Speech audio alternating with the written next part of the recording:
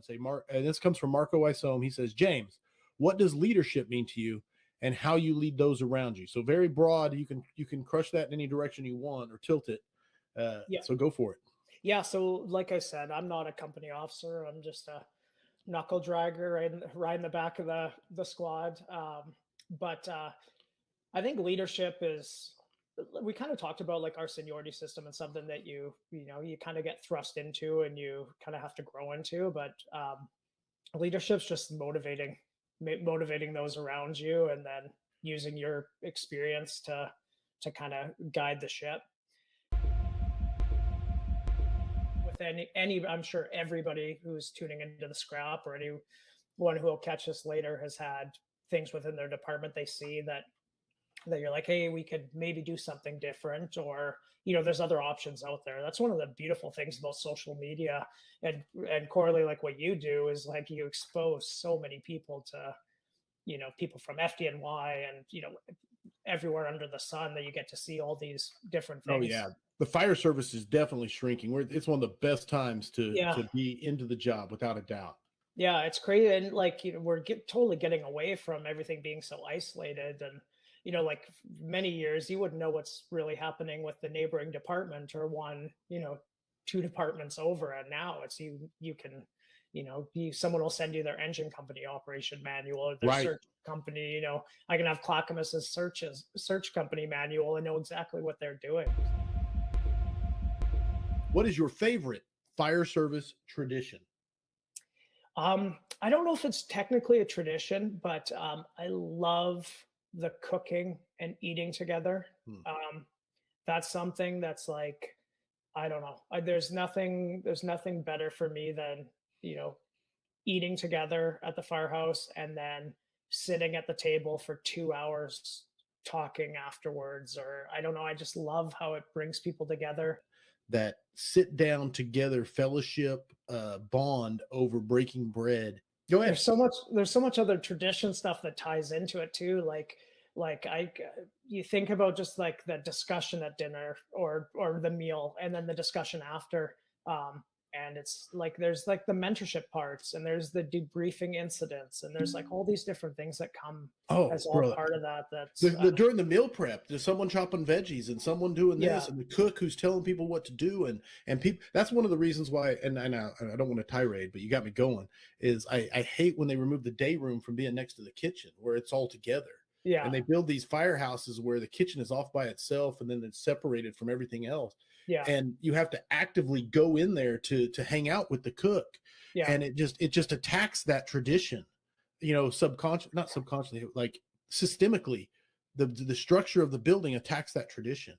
And it sickens it. Yeah. But not the point. I love your answer. Max points. Awesome. One of the greatest traditions in the fire service, man.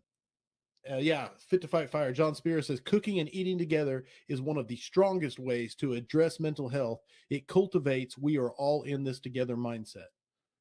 Great one. You got me fired up.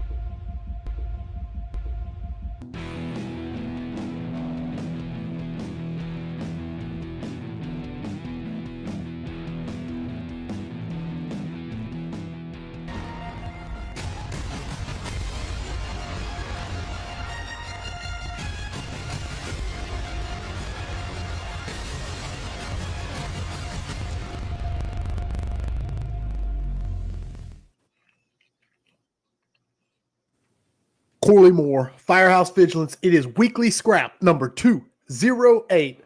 My guest tonight is Chief Jason Hoevelmann. He is a career fire chief with the Florissant Valley Fire Protection District in North St. Louis County. He started his career over 35 years ago as a junior firefighter and has been lucky to have made this his vocation and passion. He lectures across North America on leadership, officer development, company officer decision-making, and tactics. He's got degrees. He's got his MBA. He's got certs. He's got papers. He serves on the FDIC advisory board. He is leaving the fire service better than he found it.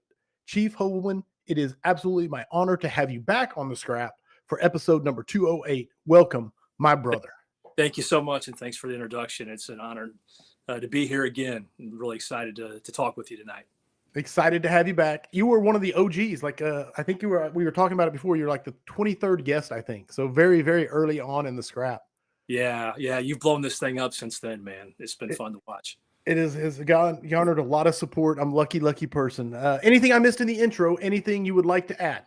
No, that's perfect. And other than I work for the best firefighters and paramedics in the country, and I say that everywhere I go, and I hope any chief says that. But if anybody's watching, I really feel that way. I'm so fortunate. And I love the phrasing you use there when you say I work for them. That's awesome, man. It's a good, unbelievably awesome sentiment. Audience, please get your questions primed and ready for Jason and myself. This one should be a good one. Kyle Romagus is in the chat. He's already talking to you all. He's in the chat on YouTube and in Facebook. He is gathering your questions, and he will throw them at us in our private document here that he likes to send me notes in. And so throw them at him. He's here to make it happen. Smoothbore Cartel. If you are not a member of the Vigilantes, you need to go and join. It is the Cool Kids Club. The latest thing we're doing is, of course, the V90 project. We have 35 days left on the V90. It's awesome. It's amazing. It's a good time. We're almost done with the first round of the V90, so it's very fun. It's of course, every scrap we have the Vigilante after party. So after this thing is over, the Vigilantes get to meet up and critique Chief Hoevelmann, Jason, on his job on the scrap.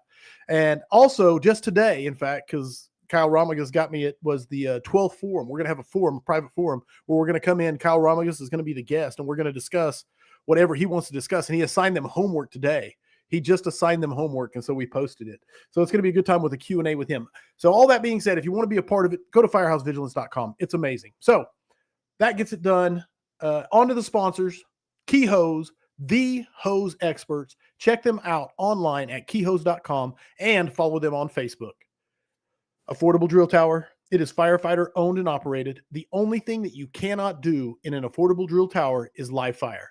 Affordable Drill Tower. You can rappel, stretch hose lines, go through the stairs, go through the floor, do window bailouts, cut holes in the roof props, use the apartment balconies, pump into the FDC, or flow water from the sprinkler system. Call Steve, 844-55-TOWER, or drop an email to info@affordabledrilltowers.com. FirestationFurniture.com provides a complete line of quality furniture for your firehouse. Firefighter owned and operated. They understand the strain firefighters put on furniture and offer furniture that's built to last. Visit www.firestationfurniture.com for more information.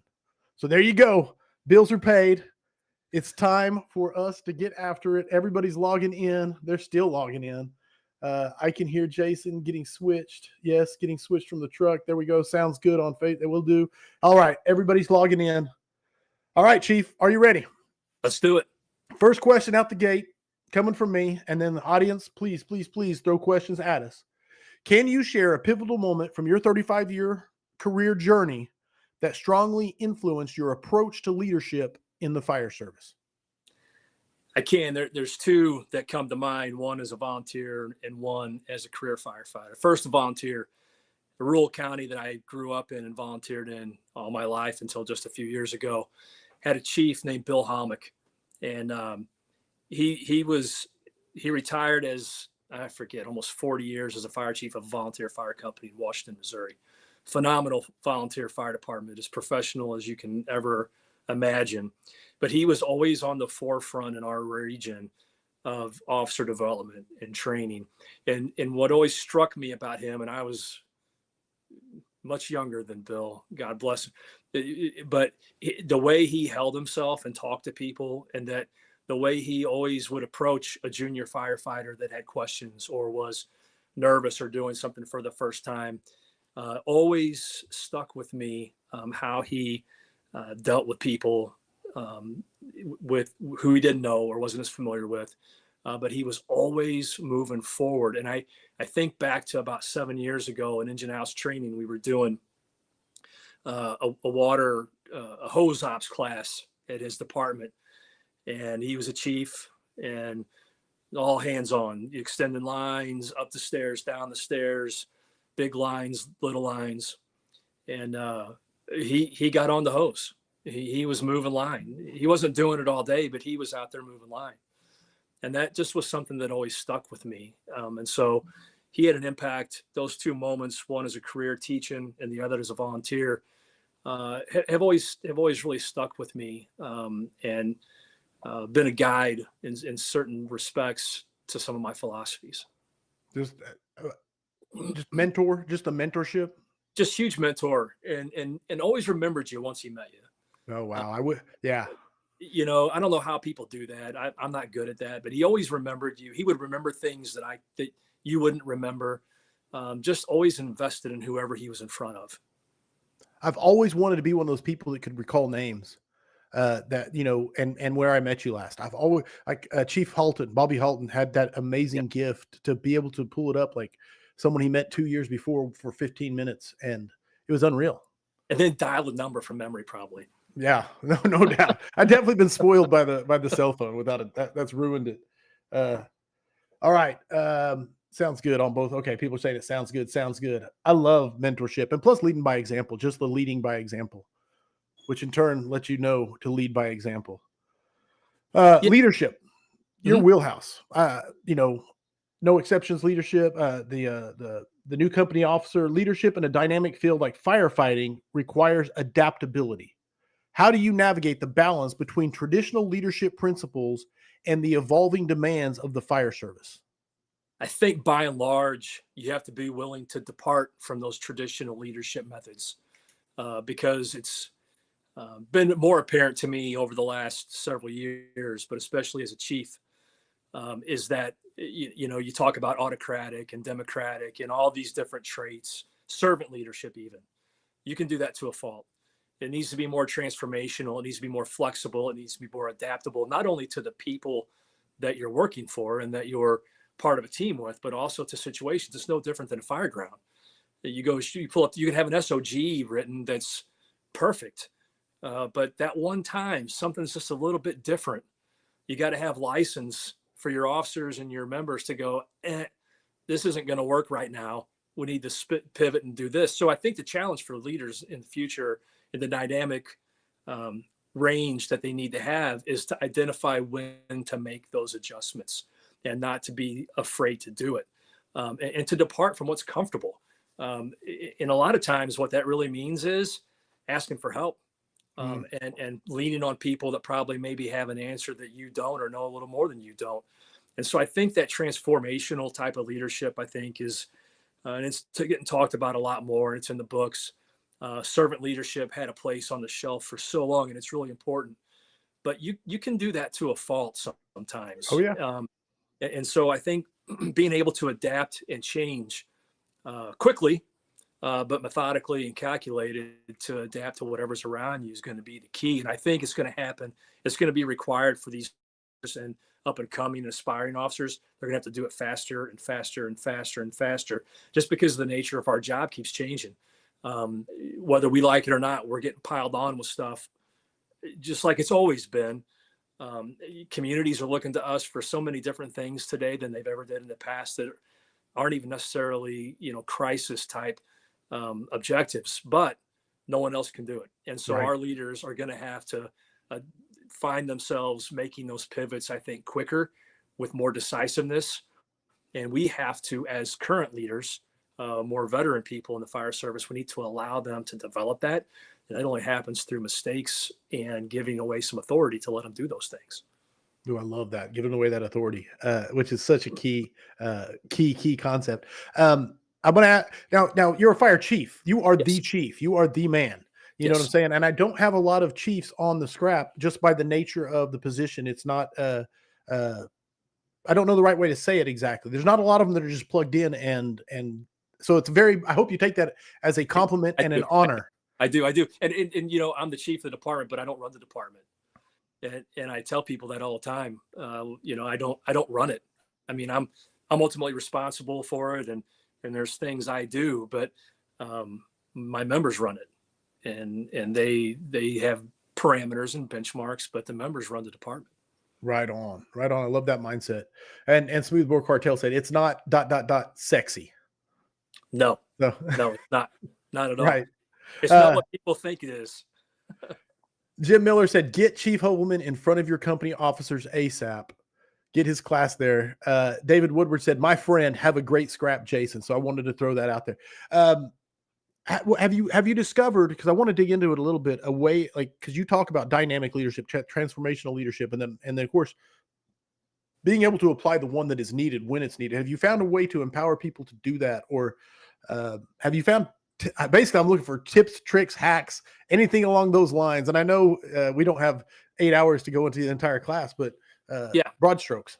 So real quick, the things I talk about a lot, very generic. Okay. Then I'll get into a few specifics. Sure. Is we have to, our company officers and our members need to know the responsibilities they carry with them and how important they are.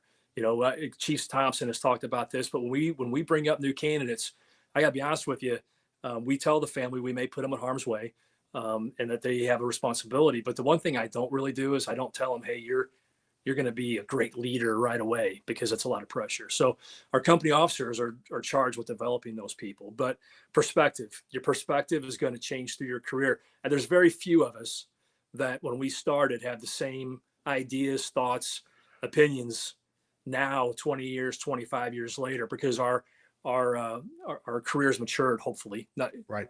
But by and large, we mature. And having the understanding that we're going to make decisions today that we made different 10, 15 years ago, and we're going to get attacked for that. But that's the responsibility that comes. It's just, I tell people in my classes, Jim Miller, a great friend, and thanks, you know, in my classes, I talk about, hey, how many of you went to high school? Okay, I'm not going to ask you if you finished, but did you go to high school? Right. And everybody could raise their hand. How many of you did something that could have got you killed or arrested in high school? And most people are pretty okay with raising their hand. That's statute of limitations is passed. But then I ask, how many have kids that are in high school or going to be in high school? And I ask them if they would condone or allow the things that you did for your kids to do. And nobody was. Well, what's changed? You're not a hypocrite. You haven't forgotten where you came from. Your responsibilities changed.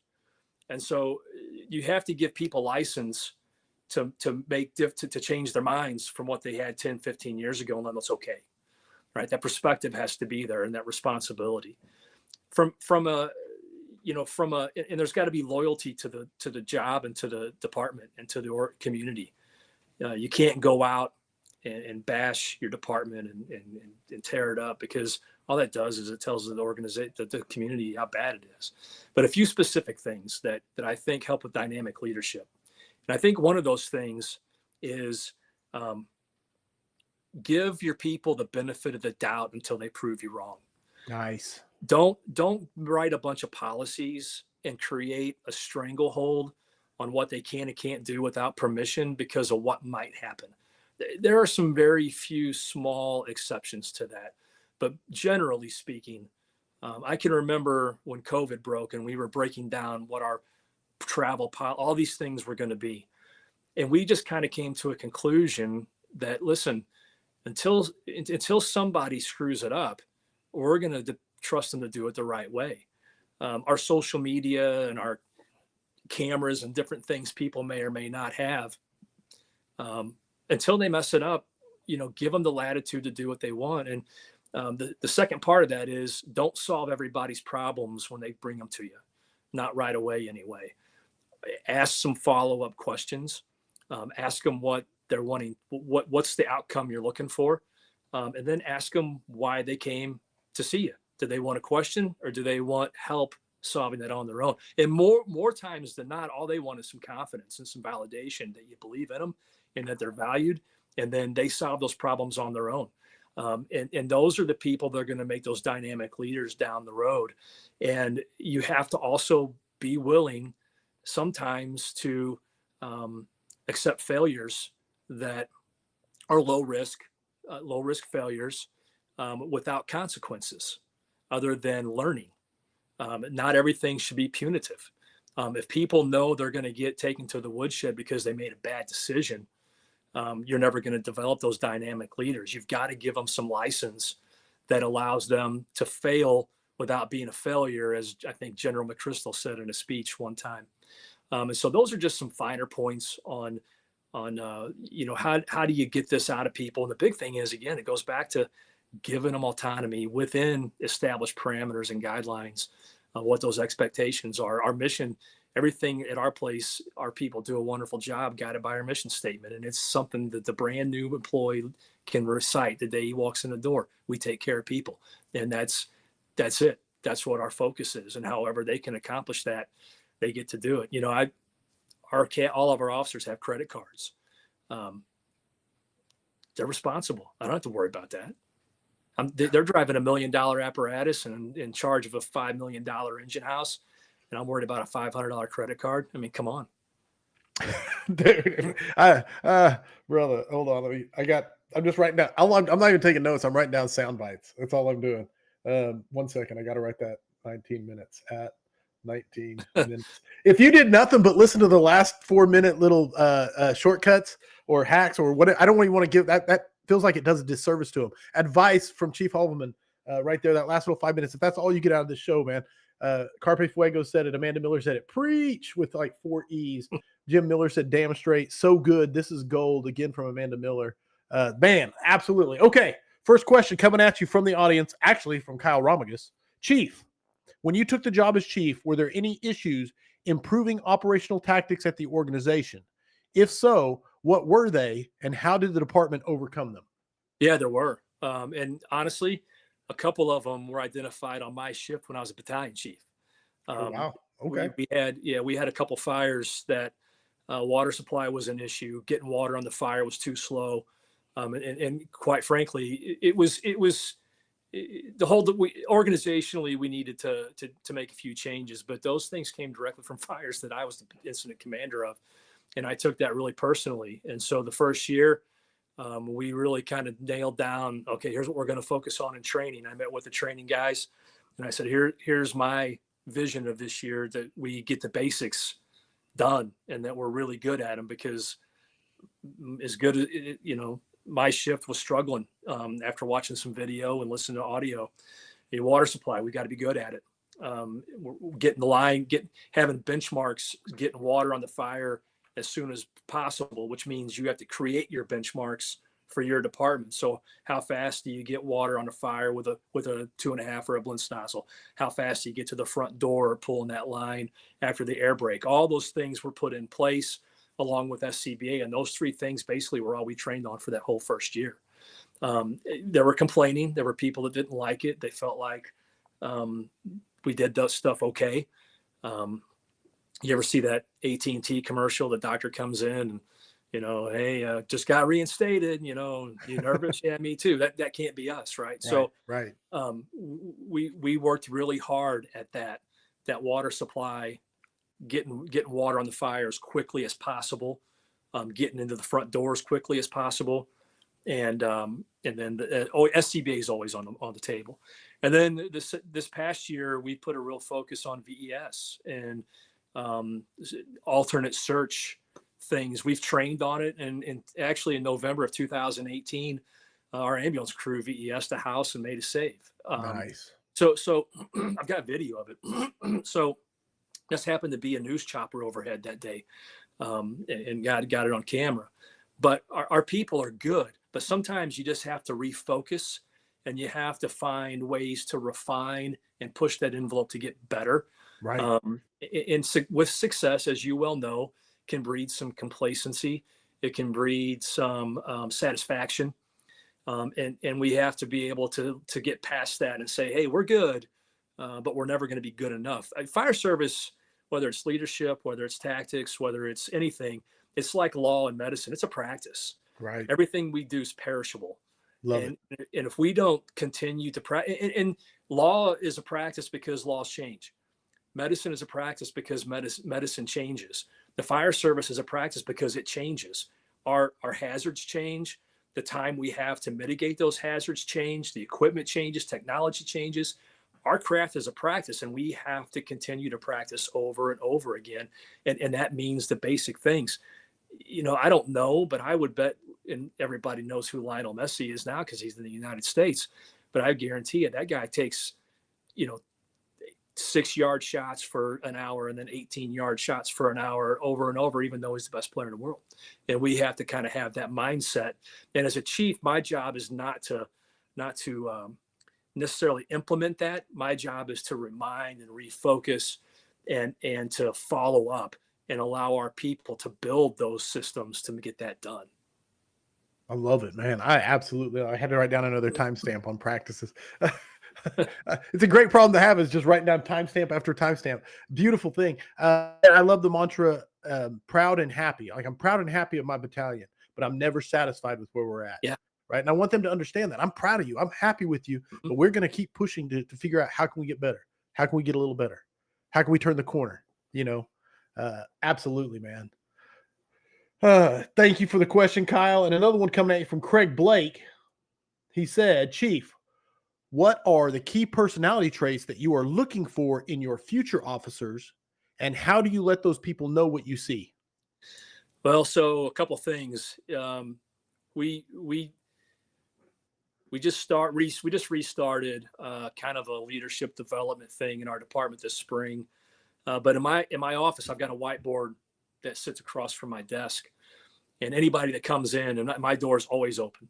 And I probably shouldn't put this over there, but my door is also never locked, even when I'm not there. Files are locked, things like that, but my office is never locked, simply because there might be things in there people need. And I'm just not that paranoid. There's not any secrets in our place, right? Unless it's right. personnel. But when you walk in, there's some ease on that board. And so you talk about what kind of traits do I look for? I look for effort. I look for effort. I don't like the word potential, because potential is a time and space. It's like taking a picture of a fire and completely adjudicating that fire based on the one photo. Right. Potential is a time and period. It's not always consistent or long-standing. That's why I got a little bit of a problem with some of the succession planning, which anybody can talk about me about. But effort, consistent effort all the time. And I'm not talking about killing yourself all the time, but I'm just talking about always having effort, always putting forth their best, always doing their best. And our best one day is up here, our best down, it could be down here the next day. And it's like the stock market. Your best changes based on everything. The other thing is enthusiasm for the job when they come in. No matter how bad the day is, they don't make their bad day somebody else's bad day. Everybody has ups and downs, but on a consistent basis, they're enthusiastic about coming to the job, and they don't make everybody miserable around them. They try to be a positive influence. The other things that bring some energy when it's time to do some jobs, they get energetic. They're not moping around. They're not, taking as long as they possibly can to do things. They ask questions, which leads me to the next thing, is they're engaged. And engagement isn't going to a conference every day you're off work.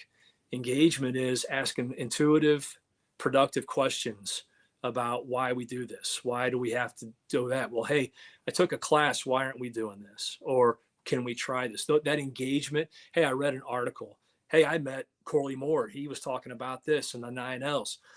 Is that something we can incorporate into our leadership program? That's the kind of stuff that engagement's really important, And then I look for people that empower others, those that are like, hey, especially these are people on the cusp, right? They've got a little influence, either formally or informally in the organization, but they start to shift some of their influence to others and let others shine next to them. That empowerment that really lets people grow and develop and have confidence and self-esteem. Hey, that Maslow's chart's not a joke, man. Right on. You can see that happen in your organization. And so I look for that empowerment. And so those are just a few of the things I look for. Obviously, we're looking at tactics and skills, but as far as personality traits, those are some of the things I really like to pay attention to. I like it. 1, 2, 3, 4, 5. It's the 5 E's. It's a few more E's, and you have 9 E's. I've actually got 7, but off the top of my head, I don't remember the other 2. No, that's fair. That's fair. That's awesome. I end up adding some, and then these 2 are kind of the same, right? And so then I pare it back down to 5 or whatever. No, I love it, man. I love it. Effort, enthusiasm, energy, engaged, and empowering. Yeah, so that's beautiful, brother. I love it. Okay, thank you for the great question from Craig. Absolutely great question. I'm coming here, reading some of this. Boom, boom. No firefighter should ever be satisfied with just okay. That comes from Bob Reiser. Back to basics from Jake Deal. Justin McWilliams said, so many chiefs turn their head from poor performance companies. Good on you. Always have to keep learning because fire service keeps changing. Absolutely. Trend upwards always. quote from Captain Lehman from Carpe Fuego. Engagement is a great one. Haven't heard that much. And Valerie Tessier said, this is amazing. I remember she told me how to pronounce her name, Tessia, I think. But anyway, you can correct me again in the future. Okay. Nice to have a chief that will let their people help build a leadership instead of destroying it. Man, that isn't a great observation. We just answered that question. I don't have a lot of fire chiefs on the scrap. I talked about that. In your experience, what are some common challenges that fire chiefs are facing today, and how do you think they can effectively be addressed? So there's two paths to this. Obviously, one is the operational / cultural side of the department that is really incredibly important, and the other side is the administrative stuff, right? So being able to balance that and make it work. So, but if you look at the operational cultural side, the challenge for me, I can speak for myself, is getting out of the office more and getting to the engine houses and spending more time with our folks. And I've got battalion chiefs when we have staff meetings and I ask them, what do I need to do better? It gets brought up a lot. It gets mentioned, and they've got license to critique me on those things. I'll tell a story that's kind of self-incriminating, but it's an important lesson to remember, I think, is that you always hear that thought process that you can never be a prophet in your own town, right? Right. And in a lot of cases, that's true. But back in the early spring, I sent out a letter to my officers, every officer, captain, battalion chief, staff chief, everybody, and just said, hey, we want to reboot our leadership development and everything else. And I want everybody's ideas. And I gave a template with some things I had on it. And I had one of my members write back. It's a Google document, so everybody sees what everybody writes and who wrote it and everything. And he says, it would be good if I want to, I mean, this isn't going to be a direct quote, but you'll get the point, is that right. Our executive leadership, or however he put it, teaches the things here that he teaches on the road, and or taught more here. It wasn't like the bottom line was that this person was wishing I was doing the same classes at our place as I was doing on the road. And so I called him. I said, hey man, I said, what's going on? And he had a good point. And it gave me, and I'm not on the road as much as a lot of people are, but it was a wake up call for me. And I was really happy. Initially you take that personally, right? Initially you're like, oh, wow, what the hell? Right. Right. But in reality, what it was a wake up call to go, hey, they do maybe want to hear what I have to say, even though I've taught it there a number of years. But maybe I do need to retool this and repackage this and do it in my own department and give that opportunity to our people, because I downplayed my importance in that role, right? Because of the profit in my own town. It's not because I didn't want to. I just didn't think that people wanted to hear me, their chief, preach to them, right? That stuff. But and you also never want, like, because you have books and you never want to be like, you need to read my book, I'm your chief. Right. You don't want to abuse that positional authority to make them do, you need to attend my class. Even, you know, it puts you in a weird spot. It was weird. And they know where all the skeletons are too. Right. So, but in general, it was a good thing. And what I was most pleased about was that the honest feedback that came from those requests. And I'm still blessed with a group of people who can be honest and still respectful and productive, and hold my feet to the fire when they need to. And but that was a wake up call that, hey, it wasn't the guy was mad because I was on the road. The guy was mad because I wasn't, not mad, but he was like, hey, why aren't we doing that here? Right. Why aren't we doing these things here? And he was right. And I'm thankful that he brought that to our attention. And so that side is the culture side, and I need to work harder. And I think chiefs struggle to get out and to still feel like they fit in. Not everybody, And I got a great relationship with our department, but it's tough to get out because on the administrative side, what happens is you come in and you say, okay, I'm going to go out to lunch at House 2 today. Right. Well, then you get a call from the mayor's assistant, you get a call from whoever, and your day never ends up the way it does, like it's supposed to. And so then you end up, as a chief, anybody that's listening to this, it's a chief, you do things for your organization that you never dreamed you were going to do, mostly in a political sphere that nobody ever knows about. But you can't use that as an excuse.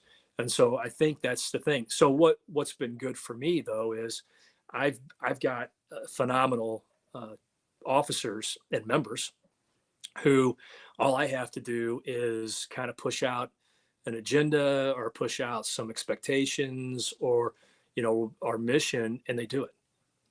They're just so good, especially on the operational side. I got a couple battalion chiefs that handle all that. My fire marshal handles all the prevention with another battalion chief on community risk reduction. I got a good EMS chief and 3 lead medics. Our captains are just outstanding. And I got a great labor management team. So I just kind of feel like the rumble strips on a highway, right? So Nice. I don't have to do a whole lot till I hear the noise. Yeah. And I don't shut them down. I just get them back in the middle of the road, right? It's not like stop, put on the brakes. It's like, hey, just slow down a little bit, get back in your lane and keep going, right? And so that's kind of how I look a little bit of what I do. Love it. We got a LinkedIn user. Again, every time we have a LinkedIn user, I like to shout it out. But that's all it says is LinkedIn user. It doesn't say the name. But Chief Hoevelmann is a chief who wants to make more chiefs and officers, not ensure he is the most important man in the room. He is the kind of leader who understands that we are all replaceable and we need to prepare our people to be successful with or without us. So I wanted to shout that out because there's not a lot of LinkedIn users, even though his but very big compliment for you, sir. Coming and everybody, I know, man, I'm sitting here listening to this, taking notes and timestamps, just soaking it in. It's very, very empowering, very, very awesome. But get your questions in. Please put your questions in. I know it's just fun to soak up. James Platt said, asking for a friend. He said, Chiefs go to a leadership conference and learn great tools to use, but as soon as they get home, they forget everything they learned. How do we fix it? I wish I knew. I'll be with you. That's the other thing I've learned is there's not a lot of magic bullets. They have to be willing and they have to care. That's really the bottom line is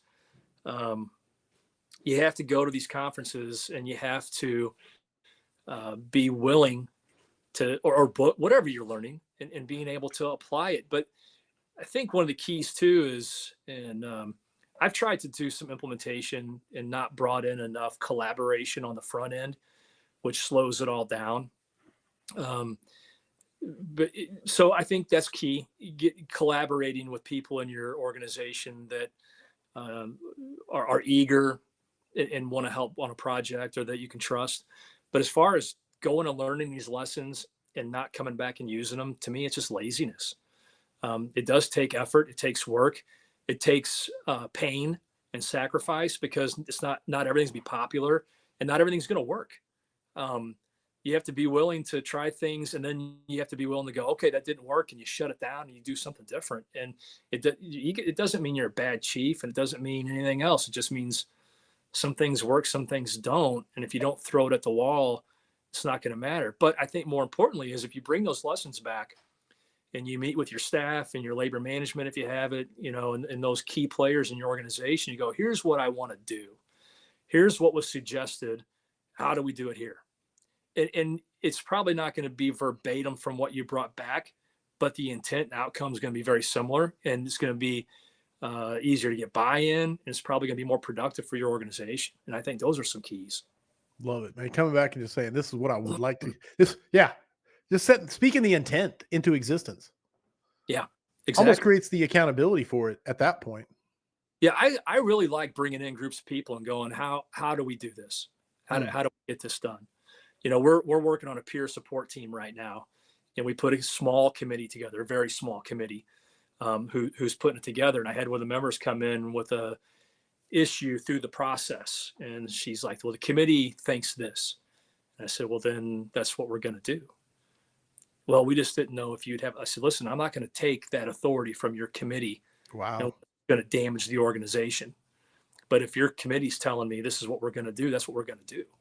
And that's one of those things. Here's my goals as a chief for peer support. The committee figures it out. Okay, I'm not here to micromanage this committee. I'm here to give support, provide the resources that you need.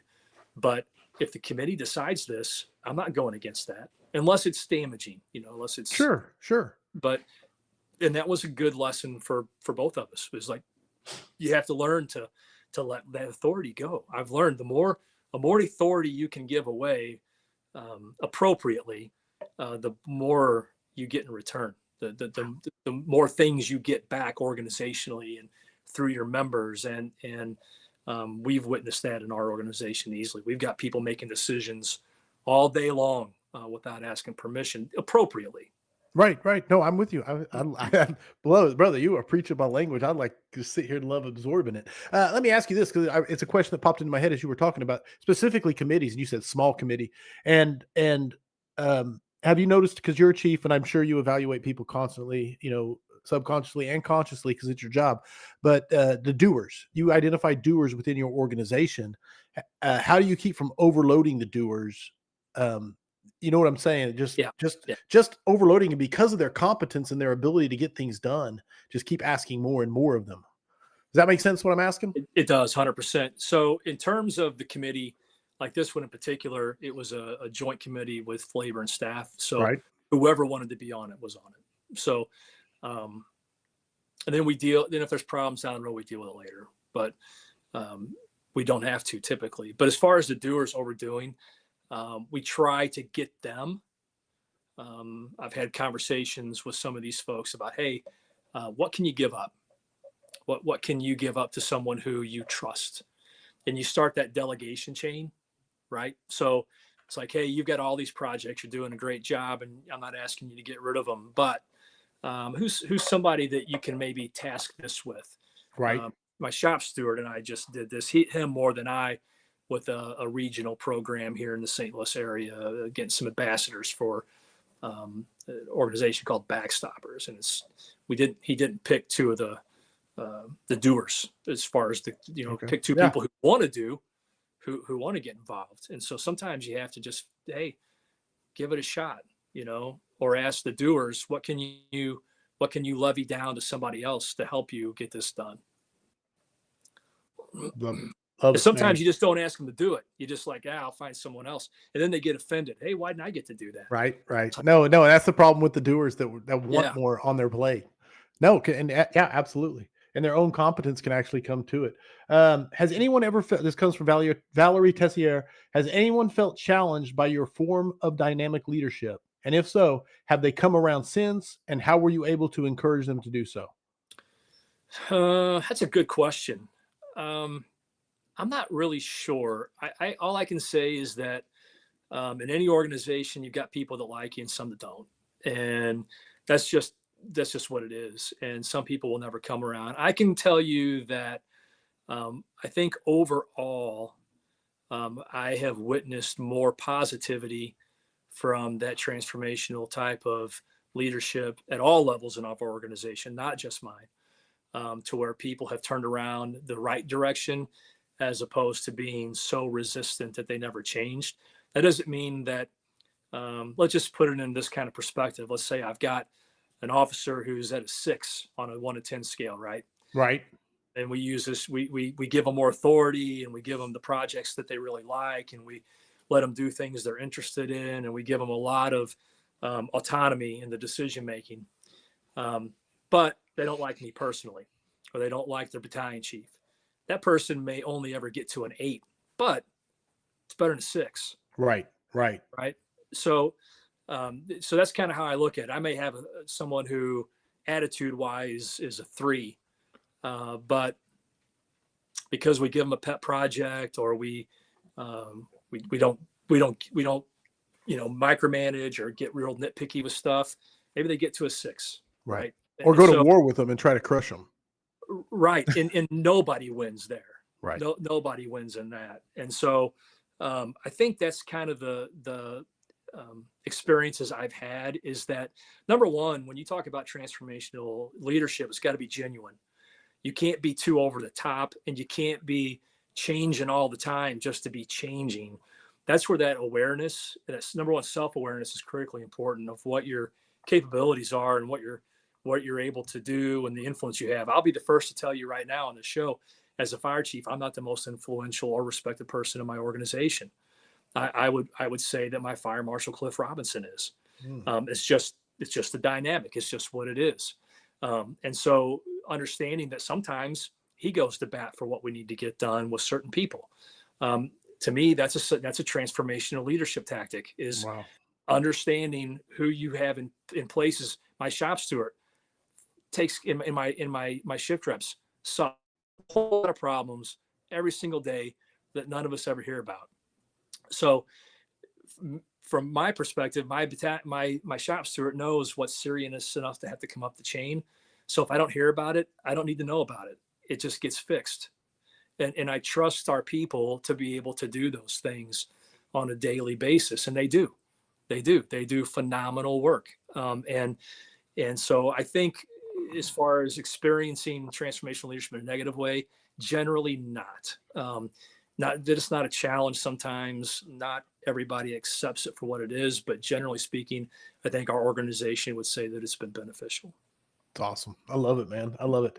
Justin McWilliams coming at you. What percentage of negative versus positive chit chat do you get from your BCs and the line? Well, so unofficial communication, I hear what goes on, and that's where, as an officer, you have to just let that stuff go off the bat. I tell people, you're going to take it personally, but you can't react to it personally. You just have to let it go. You have to, and sometimes you have to reflect on those things and go, am I doing that? Right. Am I acting that way?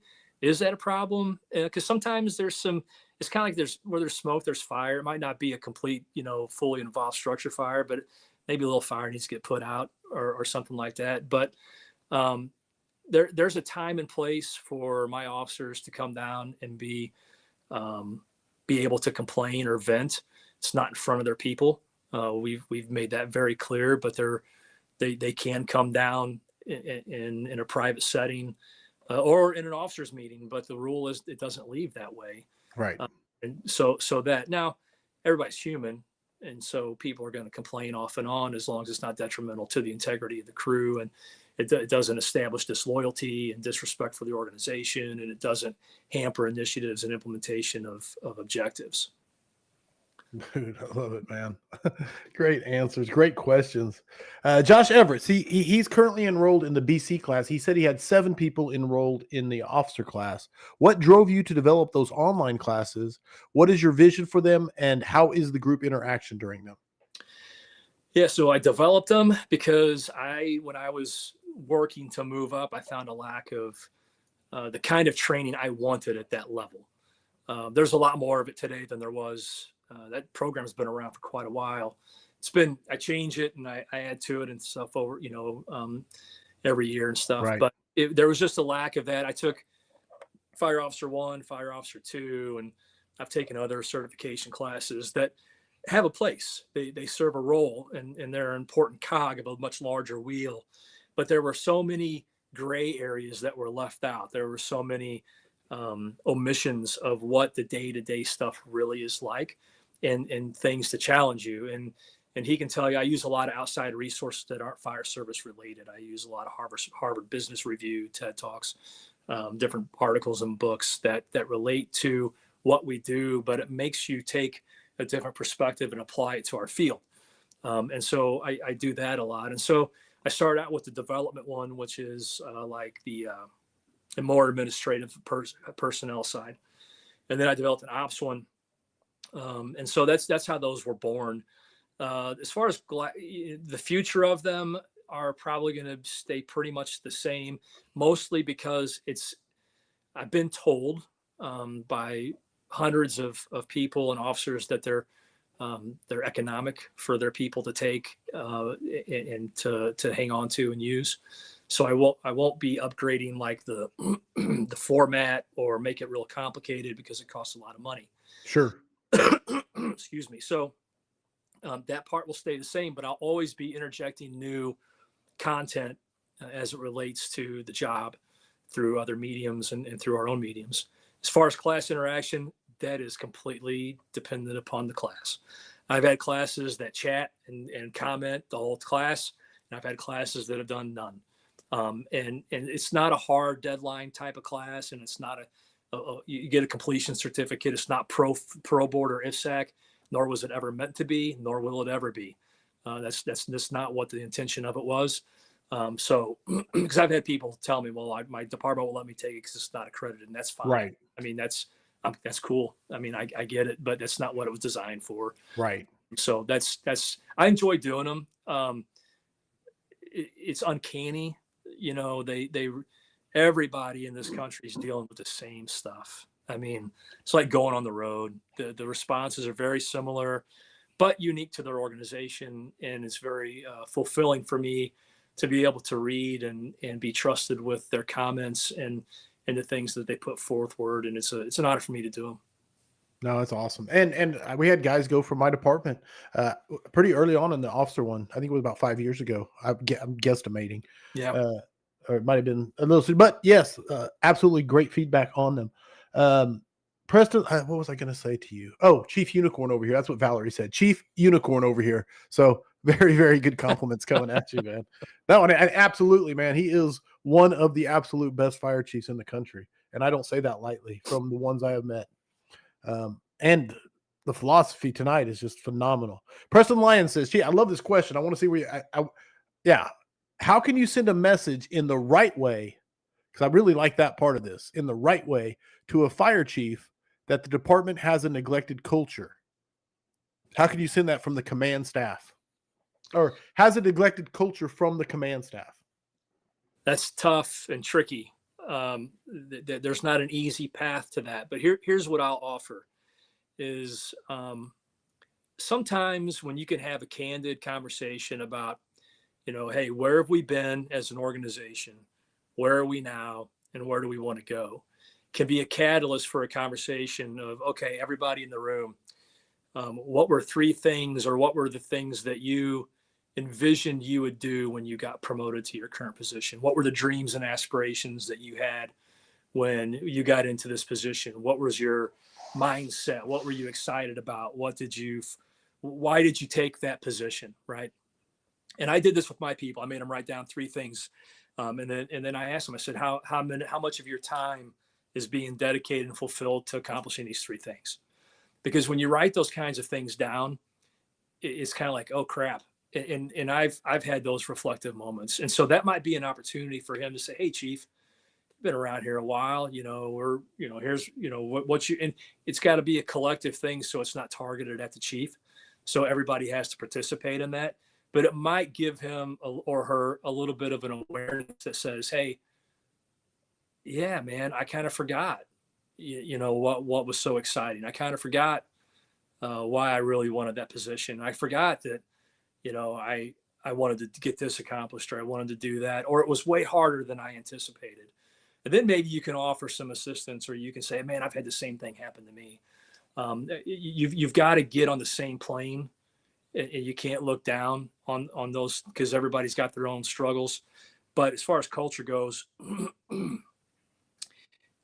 chief's job is to allow and to facilitate a good culture. The fire chief, in rare instances, I think, can fully create one, but the masses create the culture. They just need permission to do it. So it really is just unleashing their potential. I think so. I think you got to give expectations. You have to, I think that one thing for us that everybody's really good at is we take care of people. All right. So you get, what are you doing today? We're taking care of people. Well, that means I work out. It means I get good sleep. It means that the captains don't wake up the ambulance crew at 8 o'clock in the morning just because the contract says they do, because they've been out for 6 hours a night. They have that latitude to take care of each other and to take care of the community and to put the community first. But like at our place, there's they're going to watch this, they're going to cancel all their PR. But if the ambulance has been up all night, the captain has the latitude to take them off a PR assignment the next day or to delay a train. We want everybody taken care of. Well, that culture starts to grow. That culture starts to embed in everything that you do. Now, our department's not perfect by far. There's people in my department listening to this going, he's full of shit. But our people do these things every single day. And it's not because of me, it's because of who they are and the culture that was started long before, the traditions that have stuck around over time in our organization, and the traditions that some of our new folks are creating that moving forward are going to be incredibly important. Does a chief play some? I would argue a chief plays more in tearing a culture apart than he does or her in building it. And so, our folks painted stencils in the engine bay of the local Maltese and of the unit numbers and all this other stuff. They didn't get permission to do that. They hung flags down. Now, I've been presented with 2 drawings since I've been chief, which to ask permission. That's a red flag on the fire ground because they don't ask permission for hardly anything.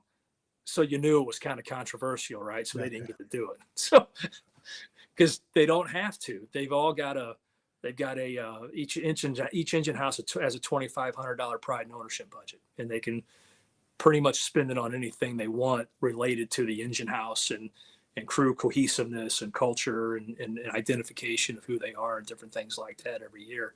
And the captains collectively decide that, right? Still has to go up the chain of command for PO approval. But those are the kinds of things that you have to allow happen for culture to be made better.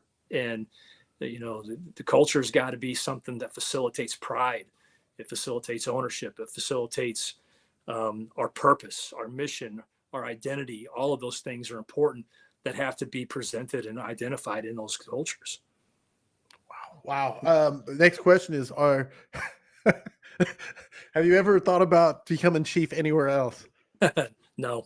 I know the answer. It was somewhat of a joke, but I wanted to ask it because I think everybody in here might be thinking that on some level. Yeah. Maybe when I'm at Florissant. I love it at Florissant. I really That's do. awesome, man. And it shows. It shows. And man, I loved what you just said about everything you just said.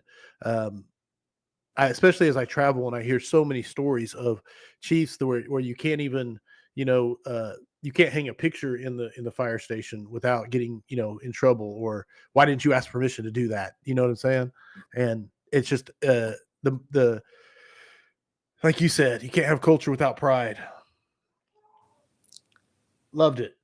Man, as a firefighter, how do you work? Let's see, Eddie J. Our organization has had multiple big changes at the top the last 5 years with conflicting messages each time. So it keeps changing. How do we keep the forward momentum and keep building future leaders while dealing with the general frustrations that come with lots of change? Man, that's a tough problem to have. You got to do that below deck. Yeah. You just got to keep trucking below deck. So you got to, as long as they're not getting in the way, meaning executive staff, executive chiefs, you just got to keep plugging from the lowest level you can, right? So if it's BC's down, if it's captain's down, you can build that cohesiveness in spite of all of that. Now, sometimes they blow it up, but I think the thing is that really harping hard on mission and identity to your younger core and your members of what you're there for, and let the officers run the interference going up, right? Let the officers deal with all the fuzz, all the noise, all the BS going up. And then they play kind of an integral part both directions. They run that interference, but then they also are the calmers and the ballast for the ship for going down to make sure that it stays afloat, that their compass is true north and they're still going in the right direction. And they've not lost that identity and what their purpose is. And I think over time, those messages will become self-apparent and float to the top. Not always, but most of the time. Love it. Chief, I wanted to find this one. It came earlier.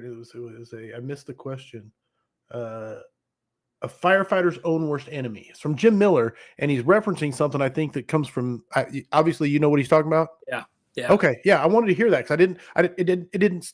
Go ahead. So that was something I created when I first got started into kind of teaching, what happened was I got in a funk in my department. I let my instructor 2 go. I was in a kind of a bad place. Our culture wasn't great. Our department's not anywhere. It wasn't anywhere what it is now.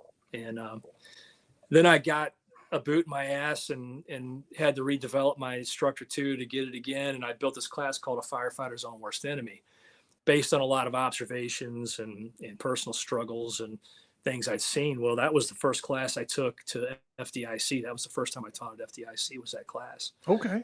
And then I made a blog post out of it. And I think it was, oh man, it was the Fire EMS Network. Does that sound right? Yeah, sounds right. Probably 08. Yeah. 08, Yeah. 09. You're showing your age. Yeah. And so that was my first dip into that, was Firefighters' Own Worst Enemy. And it was always about the things we do to kind of step on our own feet and cause our own problems. It's kind of, it was kind of a build out of, and a precursor to the new fire officer page, but it was all about not just leadership, but tactic stuff. I did a lot of, I would do, historic fire, reminder. Sure. I would do, preventative stuff. It was kind of a catch-all. Had a really good time with it, and then it just kind of phased out into the new fire officer as I refined a little bit of it. But yeah, Jim was one of the first people. God bless him. One of the first years I was at FDIC, invited me to Brownsburg, Indiana, for dinner, and never forget it. What a great guy and great friend, and always going to be thankful for that. Absolutely. I love it, man. I love it. And new fire officer, of course, is where I discovered you. And I'm sure a lot of others discovered you. So Yeah. it's cool to hear the backstory behind it and stuff like Yep. that. Love it. How Abdullah says, how does a new firefighter prevent becoming part of the negative culture? Best way to do so. By choice. That's it. By choice. There's not it's an endurance run. It's not a sprint. You're going to have to be willing to put up with some pain and aggravation and frustration. But I can tell you, and this isn't to toot my own horn, it's just because I know my own experiences. I remember being in an engine house and telling guys, hey, I'm going to pull the airbags off after lunch, and being the only one in the engine bay floor. Being told that, being made fun of for taking vacation to go to FDIC, because those who do, and those who can't teach, I was told, and all of those things. I experienced all that, and you have a choice. It's just a choice, and you can you can live past it and work past it and do what you need to do, and encourage and keep inviting people to join you in that journey. But it's an endurance run, man, over the hills and mountains and through the rivers and at night, and when you're hungry Yeah. and tired, and you just got to keep pushing. Love it. And it is, man, the endurance. That's beautiful, beautiful analogy. The intersection of tactics and leadership. I love both, but tactics absolutely on the fire ground put out fires. Yeah. But I want your thoughts on leadership at the firehouse and its impact on the fire ground.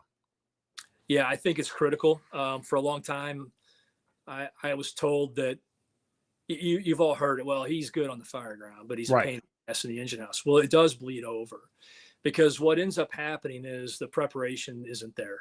That's the biggest problem when you're not filling that leadership void in the engine house the other 90% of the time, is that the preparation doesn't get done the way it's supposed to get done. Simple things like this is that you come in on shift, right? And you look at your cross lay and it looks jacked up. You have a choice. Okay. You can pull it off and repack it and make some people mad maybe, or you just let it go and you roll the dice and you don't have to deal with it. But I can tell you the times that I made our company pull those lines off to repack it the right way, it never came off right because it looked bad. If it doesn't look right, it's not going to come off right. Okay. And so it's those little things that when you don't, inaction is the seed for complacency. And then that seed turns into comfort and convenience. And comfort and convenience are the fuel behind complacency and apathy. And so if you're not taking that active role inside the firehouse as a leader, your people aren't going to be prepared. They're not going to understand their responsibilities. You're not going to have the level of cohesive and team member trust. Yeah, you may get things done on the fire ground, but when it comes down to some very critical moments, that trust can be fleeting, and it can make people second guess things. And so I think those are the biggest keys, I think, where those have to align. And again, it's not about when you're on the fire ground, it becomes more autocratic, definitely, for sure. It has to. But the people that you work for and that you're giving orders to and put in harm's way have to be able to trust you because they respect what you do. They may not like you, Right. but they trust that you're going to do it right and that you're dialed in, that you train, and that you make them do hard things when they don't want to do it. There you go, man. What a beautiful answer. Dude, I love it. I'm time stamping over and over. John Mentz says, Chief, do you think micromanagement is ever useful as a short-term tool? And how do you prefer to manage firefighters that need more direction? You know, they need more direction, but how do you keep from falling into micromanagement completely? Yeah, I think at that point it's called oversight and coaching, because micromanaging typically is not temporary. It's usually a disease people get, Systemic. hard time getting rid of it. Okay, so haven't found many drugs that allow people to get rid of that. It's kind of a personality trait. But when you're talking about people that are struggling, you're coaching and providing oversight. I go back to, okay, you might have to start over with some folks. Okay, what's the desired outcome? What's the intent? And how do we get them there without damage or without, something catastrophic happening? So we do that in the preparation as a leader before an incident happens, and we coach.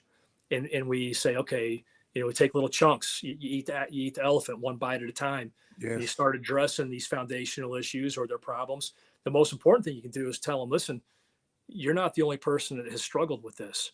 We're going to get you through it together. We're going to make this a team effort, but I want you to help solve this on. You've got to care about it as much or more than I do. And so in those times, that's coaching and oversight. I don't think it's micromanaging. Love it, man. And Ed Berg said it. He said, this is a whole episode of clips, Corley. He's absolutely right. Of course, I'm biased because I love leadership and culture talks, and I'll talk about it's my favorite thing to discuss, psychology of human motivation and everything like that. So you're speaking my language, my love language, man. When you talk about these things, I absolutely love it. Brian Schuster wants to know, Chief, can you explain how important it is to have a strong, transparent labor management relationship? Yeah, Brian's a good friend too, and he knows how our department operates. So just to give you some insight on to one of the first things I did when I got promoted to fire chief was, and to be completely transparent, I spent 6 or 7 years as a shift rep in our organization. Okay. Now I'll be the first to tell you, I don't agree with everything our union wants to do, but they don't agree with everything I want to do. Right. But I also don't think they're bad people because we disagree on certain things. But one of the first things I did as a fire chief was my shop steward is in every staff meeting or his representative. There's always a union rep in the staff meeting. And I got a little pushback on that because staff meetings were always just chiefs. Right. And my opinion, I had a couple philosophies on this. One was there's no better way to break the rumor mill than to have the representative of the men and women in the same room at the same time. It's not coming out second or third hand. They were in the room. So that those people can correct the record whenever it's necessary. And I've got stand-up people that do that. Awesome. The second thing is there's no secrets in our department that 99% of the things that happen in our department are open for just about everybody. And our staff, or our shop steward, who's like our union president for our department, just if the people aren't familiar with the term, he's going to be involved anyway. It's not going to matter. The third thing to this is that it allowed us to get a real-time perspective on decisions that are coming from chiefs who haven't been in positions that his men and women are in currently, that we didn't think of, that we didn't we got a different perspective, because he or she can go, hey, wait a minute, here's what that's going to do to the bottom half of our department, or hey, that's what's going to do to our daily schedule. That, okay, well then we go back to, okay, how do we make this work, right? And we're able to solve those things right there. I can tell you that there's a lot of times that some of the first calls that get made during crisis situations, whether it's from especially personnel and administrative, there's always collaboration between labor and staff, whether it's battalion chief calling the shift rep, whether it's me calling the shop steward. It defuses any idea that there's any kind of backdoor channel one way or the other. None of us are trying to get one over the other one. And I go back to, okay, I trust you till you prove me otherwise. Right. And I've not had any reason to not. I've had a few very individualistic things. Sure. That Humans are humans after all, but that were very hard and counter to union positions, because their job was this and my job was this, not because they're bad, not because they had an agenda, not because of any of that. And I think as a chief, you have to be able to set aside that, number one, you're going to have disagreements, but number two, you have to have them on your team. You have to have them pulling in the same direction as your organizational goals, and they have to be included in creating them. And because they're directly impacted every single day by the decisions that start at the top and come down. Boom, boom. That's all I can say to that is boom. I run out of room on my piece of paper to write down timestamps. Organizationally, and I don't know how long you've been in position that you're in currently, but building that trust, has it always sort of been there? Was that something, or is that something that took time to build? It took time to build. It was started. No, it's not always been there. We were a completely different department about 12 years ago, in a really bad way. The fire chief, Bob Corey, who moved up during that time, did a great job in navigating us through that.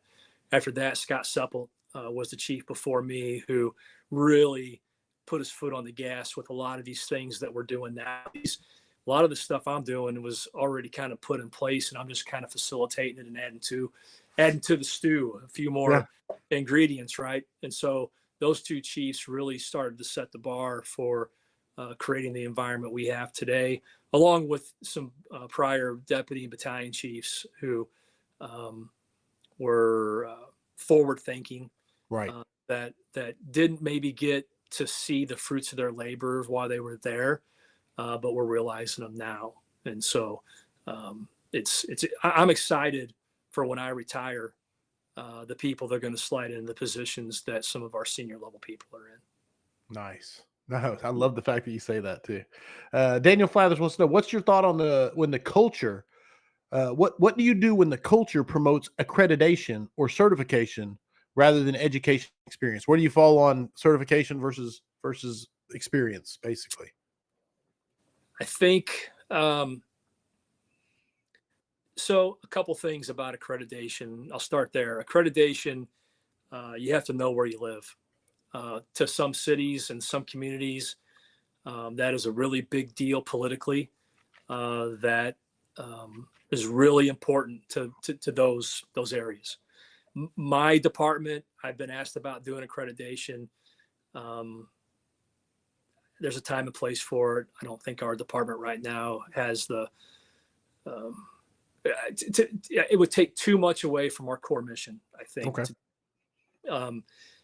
Not that it wouldn't be a nice feather, but I just don't think it's worth what it would do to us operationally and training and all of those things. I don't think the payoff is worth it for us. Right. Certifications have a place. I don't think any of this is the end all be all, including experience. I think it's a mix, and it's what you do with all of it, right? You know, kind of one of my soapboxes I get on with this particular topic. And I don't think a culture in a department should push one over the other. I don't think that doing just stuff by experience is good. I don't think doing stuff just by paper is good. And so I think there's got to be a productive mix that takes into account. And I've been called on the carpet before on this before, though, is that I still believe in some subjectivity as it relates to advancement and different things. Our department doesn't do a lot of it, but they don't do really during the development part. But I think here's the thing I'll say about like degrees and certifications and accreditation. If you look back at the last 20 years and you look at the complaint of the line firefighters and officers is we need less paper chiefs, right? Need less paper chiefs. Okay. Whatever that means. I know what that, in my mind, what that means is people with a lot of paper, not a lot of experience on the floor. Okay? Right. And I wouldn't argue against that idea. Okay. What we need, what we're going to have, talked about dynamic leadership and different things, but what we're going to have in the fire service in America is we're going to have these salty, experienced line firefighters and officers willing to get advanced degrees to be the right kind of fire chief. Because here's what's not happening. County commissions, county boards, city managers, hiring people, they're not changing qualifications for fire chiefs. And unless we find a way to infiltrate all of those requirements, we have to have people who are hard charging firefighters who get the job, who have experience, that are willing. We need Frank Leaves. We need Sean Grays. We need these men and women who get both sides of the job. If we think that we're going to stomp our feet and complain and say we need less paper chiefs, the people that make the decisions aren't listening. Right. The second part of that is it also gets you a seat at the table to use your formal authority to be the right kind of influence for your organization and your members and get them what they need. And you can't put a price on that. No, again, I'll just soundbite it and ship it. Man, just this whole thing, there's no reason to even clip it up. Brother, I've loved the conversation so far. And I look forward to this next one, which is my favorite question I ask on the scrap, and it's book or books that you think firefighters should be reading. It doesn't have to be a firefighter book. It can be anything, but I love books, first of all, and I love reading. So yeah. So one of my favorite books, there's three books that I read or listen to almost annually. Okay. And they accomplish a couple different things for me. And then there's a couple I'll pick up every few years. One is the Culture Code. Cool. One of my favorite books. Absolutely. Love the Culture Code. Another one is called Multipliers, and it's by Liz Weissman. And what it talks about is kind of goes along with the question that was brought up earlier about how do you make people more than what they are today? How do you find people that are multipliers? They make people around them better, and they create more leaders, and they create more engaged people, and they create people that are empowered. How do you do those things? And that's a really good book. Another one. Who is the author on Multipliers? Liz Weissman, I think is her name. All right, go ahead. And then another one that I really like, and it's almost finance CEO related, but it's a really good listen about a guy named Bill Campbell, and it's called the Billionaire Coach, I think is what it's called. And it's written by Eric Schmidt, who was of Google. But Bill Campbell started out as a college football coach, a small college out on the East Coast. Somehow worked his way into the executive world, and he coached all of the big executives, Steve Jobs, Eric Schmidt, all these people, and helped run Intel and all. And it's just interesting to hear how he handled and talked to people as a coach of the biggest corporations and the wealthiest people in the world. And then when he was doing that, he was still coaching the CYC football team in Palo Alto. Oh, wow. Yeah, I'll bet you Mark Von Oppen's heard of this guy. I'm sure, yeah. But Bill Campbell, that's a book that I like to listen to at least once a year, and it's about coaching. It's about the impact and influence he had on other people. And then I'll share one more with you, and people look at me kind of cross-eyed when I say that, but it's called When Breath Becomes Air. And I can't remember the name of the author, But it's basically about a neurosurgeon who ends up with brain cancer. He actually dies before he finished the book, so his wife had to finish the book. But it's about compassion and empathy. Okay. And as officers, in order, I think, to really build some of that trust and relationships, one of those components has got to be some empathy and compassion with what people are going through, not only in your community, but the people. Our lives are all screwed up. All of us have got things going on. And as an officer, I feel like one of your responsibilities is you don't have to dig deep into people's lives, but you have to have an awareness that people might be needing a little help, that they might need a little downtime. They might need a response that isn't so firm today, as opposed to other days. And so that book to me was kind of not an awakening, but a good reminder that, hey, Just a nice perspective. people are shift. people, right? They got a lot of things going What on. was the name of it? Sorry, one more time. When Breath Becomes Air. When breath becomes air. All right, dude, I love it, man. And I've got a ton more, but We need to just have a scrap just about. Josh, did you get that? When breath becomes air? I asked him again. Yeah.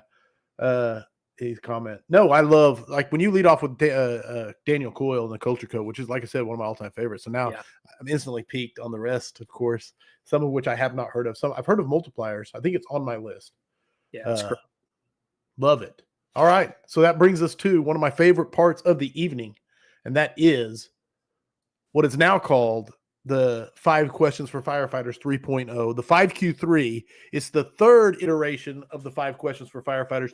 And for the first time, you're actually getting, it's kind of technically it's like the 5Q3.5, because I'm changing one of the questions tonight. Never been asked before. We actually had a vigilante meetup in Florida, and we had a really cool discussion.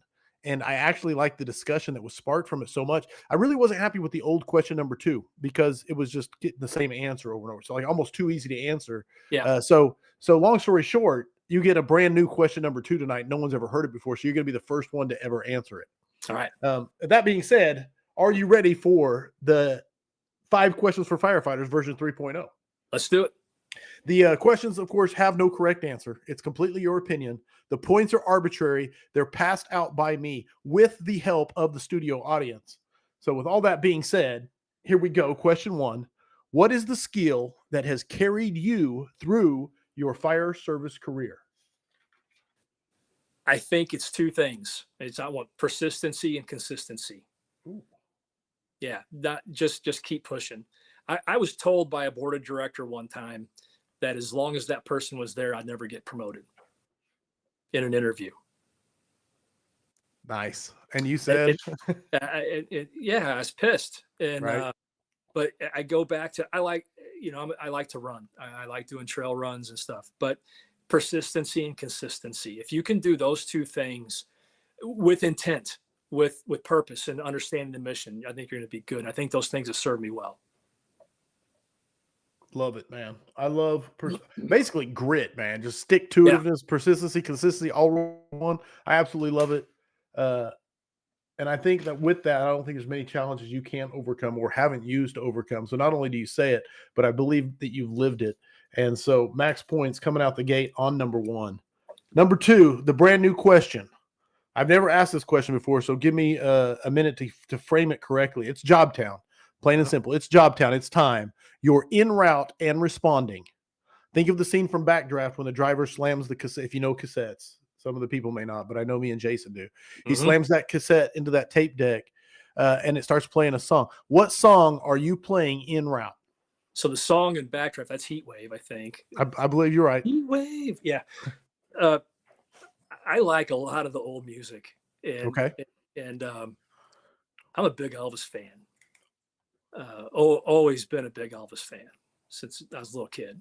And my mom and dad had a big console record player, They had live in Hawaii, Aloha from Hawaii. They did the satellite TV special. Burning Love, baby, from Alive from Hawaii. Burning Love. I love it. I absolutely love it. Go with Elvis for the first time ever asked. Responding to Jobtown, he's playing Burning Love. Max points for number Carpe Fuego said Elvis. Yes, thumbs up. There you go. And that version, it's the live version. It's okay, even better. I'll have to go look it up. Yeah.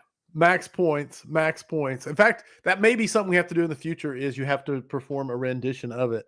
I won't throw that at you right now. Yeah. What is number 3? Max points. But number 3, what is your favorite fire service tradition? The dinner. It's dinner. Oh, it's dinner, and then followed by a cup of coffee on the front bumper or on the tarmac. That's easy. Yeah. Easy, fast answer. And I love it because it ties into everything you said tonight, which is investing in the people.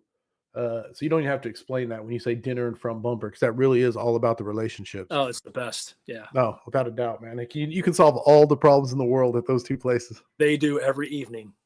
I love it. Yeah. And Kyle Romiger said, and a loud hunka hunka after the door is forced. That's right. Deer Slayer 1220 said max points so far. I don't know why. I'm only seeing YouTube comments, so that's on me. I can't see Facebook. So just letting you know, I cannot see Facebook comments right now. I don't know why it disconnected that part of it, but it's not a big deal. We're getting plenty of scoring coming. Yeah. Carpe Fuego said Vigilantes karaoke is in our future. Ed Berg said 10. I don't know how many zeros that is, but a lot of freaking points. Okay. Max points. Number 4, who are the 4 people you would put on your Mount Rushmore of the fire service? 4. All right. So I'm going to start with some people you've never heard of before. Well, you did, because I mentioned him tonight. One's Bill Homick, retired volunteer chief at Washington, because this is, real personal for me and the personal impact he had. The second guy is going to be Scott Seppelt. He's the chief that I replaced, and I would have been content working for that guy my entire career as battalion chief. I was sad to see him go. I still talk to him a lot, but what his influence did for me was really demonstrated right and wrong, integrity, character, morality. Didn't just talk about it, demonstrated it all the time.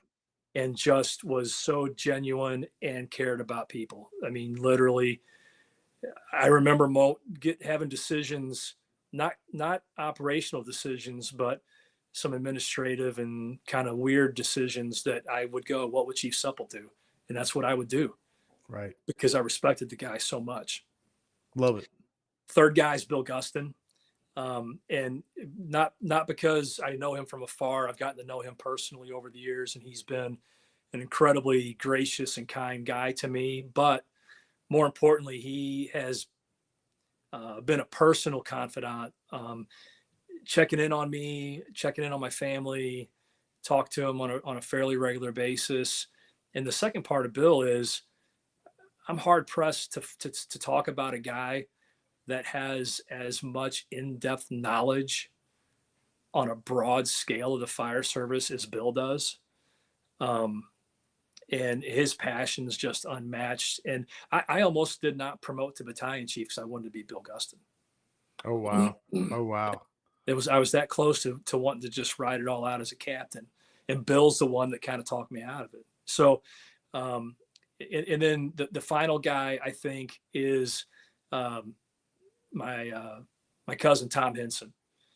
He got me started. He was 8 years older than me, and he got me started in the fire service as a junior back in the mid '80s. But he unfortunately was killed in an accident in 1991.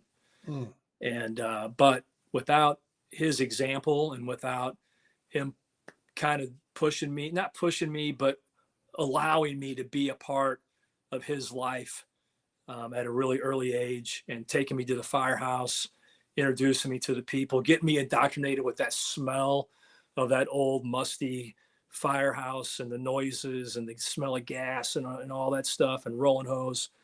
I wouldn't be here today. And God bless you, Tom, wherever you're at. Brother. I love the 4. I love the 4. Like you said, you mentioned all the names and then closing it out. So max points on Mount Rushmore. Absolutely beautiful. Final question. It's the question that's never changed, never will change, is my plan. Heavy fire and searchable space. Would you rather be assigned to the nozzle or first in on VES? I got to tell you that decision, that answer's kind of changed over the years a little bit. Okay. And here's what I'll say is that we operate in a truckless world in my universe. Okay. So I could still be first on the engine and do the VES. So I'm going to go that direction. First on the engine and do the VES? Yeah. Okay. And there you have it. Because Max the points. truck ends hitting the line. 1 through, you're going to make the truckies drag the line. No, I love it. There you go. Max points throughout the night, brother. I think you had max points before you answered any of the questions, but absolutely earned them on the 5 questions. Version 3.1 absolutely crushed it. And that officially makes it 208 scraps in the book. Jason Caraview said, nice job on the second question change up. It would be cool to see the guest Town song incorporated on the highlight recap reel that plays next week. So I don't know about the copyright claims that they'll slap on the video, but I may see about doing it and making it worth it anyway, because we may do that. Unbelievably. Chief Jason Hoevelmann, what an amazing evening you shared with us. If someone wants to get a hold of you for more info, how can they go about doing that? So the new fire officer on Facebook, or email's easy too. It's J Hoevelmann, HOEVELMANN @gmail.com. Real simple. And happy to help anybody with anything I can. Beautiful. Vigilantes, we'll be meeting after this so we can tell Jason how crappy he did on the scrap and how we can critique his performance 100%. They always claim they're going to roast the guest and they never do. That's okay. I'm a chief. I'm used to it. The V90 challenge continues. So if you want to be a part of the next round we have 35 days left. We'll be starting the next one here in probably about a little over a month. Go be a part of the Vigilantes. Go there. Let me pull up real quick. Let me get to my drive if I'm not too slow. I want to pull up the upcoming guests on the scrap here. Firehouse Vigilance, weekly scrap. Make it bigger. And hold on 1 second. Episode. There we go. Coming up next week, Clay McGee, then Jonas Smith, followed by Jeff Rothmeyer, Brian Richards, Frank Lieb coming back, talk about his new book, Mark Alone, Paul Shoemaker, Reggie McKnight, Brian Crush, Ben Schultz, Ron Smith. Man, it just goes on and on. That's the next 10 or so, just rattling them off. 2023 has been killer, and it continues. So back to my notes, maybe. Close that. All right, here we go. Finishing up. So that's who's coming up. So exciting moving forward. Vigilantes. Yeah, I will post a link in the Vigilantes private group to come to the Vigilante after party. As soon as the scrap ends, go click the link, come join. Other than that, man, that's it. It's been an amazing. I'm back from off the road. I'm back in town for a while. I'm ready to relax. My brother, Chief Jason Hoevelmann, thank you for being such a phenomenal guest once again. My pleasure. Thanks for having me. It's been a real honor being here. Audience, you, of course, make the scrap magical. Without you, I get such beautiful questions, man, all night long. Thank you. And thank you for helping me score it was easy scoring tonight. I will be the first to say it, but thank you for helping me. Thank you for tuning in live. I love you all. Remember, mutts don't scrap. I hope the tone stays silent unless it is burning. Everybody stay safe out there.